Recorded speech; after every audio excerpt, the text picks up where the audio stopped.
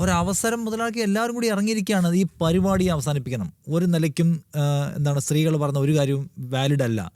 അവരുന്നയിക്കുന്ന ബസ്സിനകത്ത് അവർ ആക്രമിക്കപ്പെടുന്ന ഒരു കാര്യവും വസ്തുതാപരമല്ല. ഇതെല്ലാം ഇവളുമാർ റീച്ചിന് വേണ്ടി ഉണ്ടാക്കുന്നതാണ്. അതുകൊണ്ട് മേലിലും ഇനി ആരെങ്കിലും ഇങ്ങനെ ഒരു ആരോപണമായിട്ട് വന്നാൽ നമ്മളത് വിശ്വസിക്കരുത്. നമ്മളൊരു പുരുഷ കമ്മീഷൻ വേണം, പുരുഷാവകാശങ്ങൾ വേണം. പുരുഷാവകാശം വേണമെന്നൊക്കെ ആൾക്കാർ പറയണേ. പുരുഷന്മാരുടെ അവകാശം എന്ന് വെച്ചാലേ പുരുഷന്മാർക്കല്ല ആർക്കും ഇവിടെ അവകാശമുള്ളത്. അവകാശം മൊത്തം പുരുഷന്മാർക്കാണ്.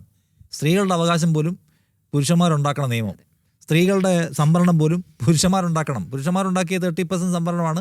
പുരുഷന്മാർ സമ്മതിച്ചാലേ നടക്കൂ. ഏത് വനിതകൾ പ്രസിഡൻ്റായ പാർട്ടി പോലും അത് നടക്കുന്നില്ല എന്ന് കാര്യം ആലോചിക്കണം. അപ്പോഴാണ് നമ്മൾ പറയുന്നത് പുരുഷന്മാർക്ക് അവകാശമെന്ന്. ഈ ലോകത്തിൻ്റെ മനുഷ്യകുലത്തിൻ്റെ അവകാശവും ഒടയോനിസവും മൊത്തം കൊണ്ടു നടക്കുന്ന ആരാണ്?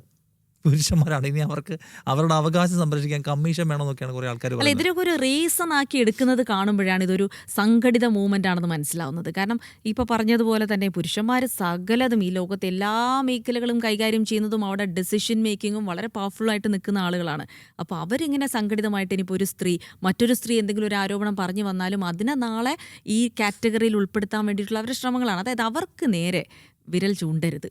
ഞങ്ങൾ ഇങ്ങനെയൊക്കെ ചെയ്തോളാം, നിങ്ങളിതൊന്നും അങ്ങനെ പബ്ലിക്കായിട്ട് ഞങ്ങളെ നാറ്റിക്കാനായിട്ടില്ല എന്ന് എത്രയേ ഉള്ളൂ പറയുന്നു വെക്കുന്നുള്ളൂ. അല്ലാതെ നിങ്ങൾക്ക് ഈ പ്രശ്നം ഇല്ലാത്തതുകൊണ്ടല്ല. അവർക്കറിയാം അവരുടെ അമ്മയോ അവരുടെ പെങ്ങളോ ഇതിലും വലിയ പ്രശ്നം നേരിടുന്നുണ്ടെന്ന് അവർക്കറിയാം. പക്ഷെ സമ്മതിക്കില്ല. കാരണം അവർ ആ ഒരു പുരുഷാധിപത്യ ബോധത്തിൽ എപ്പോഴും ഇങ്ങനെ നിൽക്കുന്ന ആളുകളാണ്. സ്ത്രീകൾ എന്ത് പറഞ്ഞാലും നമുക്ക് വീടങ്ങളിലൊക്കെ അങ്ങനെ കാണാൻ പറ്റും അല്ലേ. അവർക്കൊക്കെ അവരുടേതായ ഒരു വലിയ ബോധ്യമുണ്ട്.